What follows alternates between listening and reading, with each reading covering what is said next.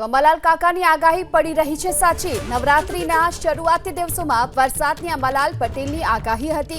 અંબાલાલ કાકાની આગાહી મુજબ જ રાજ્યમાં વરસી રહ્યો છે વરસાદ અને નવરાત્રી પહેલા વરસાદની અંબાલાલ કાકાએ 15 દિવસ પહેલા જ આગાહી કરી હતી।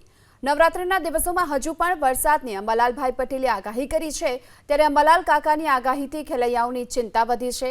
કાકાની આગાહી ફરી એકવાર સાચી પડી તો ગરબાના રંગમાં ભંગની ચિંતા નવરાત્રીના દિવસોમાં રહેશે અને આ સાથે જ વરસાદનો માહોલ પણ સતત રહે તેવી આગાહી કરી છે। આગામી 72 કલાકમાં ગુજરાતના ઘણા ભાગોમાં હવામાનમાં પલટો આવી રહ્યો છે। અમદાવાદ ગાંધીનગરનું પણ હવામાન પણ પલટાશે અને વાદળવાયુ અને વરસાદ પડવાની શક્યતા રહેશે।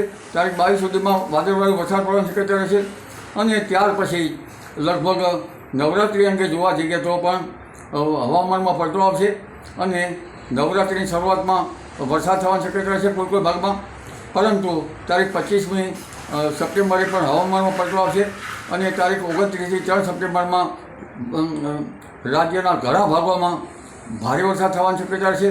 કેટલાક ભાગમાં અતિભારે વરસાદ થવાની શક્યતા રહેશે।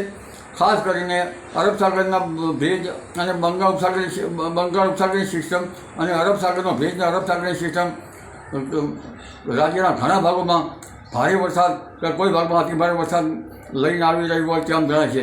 દક્ષિણ સૌરાષ્ટ્રના ભાગો, સુરતના ભાગો તેમજ ઉત્તર ગુજરાતના ભાગો, મધ્ય ગુજરાતના ભાગો, પૂર્વ ગુજરાતના ભાગો અને દેશના અધિકતર ભાગોમાં આફતરૂપ વરસાદ થવાની શક્યતા રહેશે અને ગુજરાતના ભાગોમાં પણ લગભગ 29 સપ્ટેમ્બરથી 3 ઓક્ટોબર વચ્ચે ગાજવીજ સાથે કેટલાક ભાગમાં ભારે તો લગભગ દરિયા કિનારાના ભાગોમાં અતિભારે વરસાદ થવાની શક્યતા રહેશે। જી।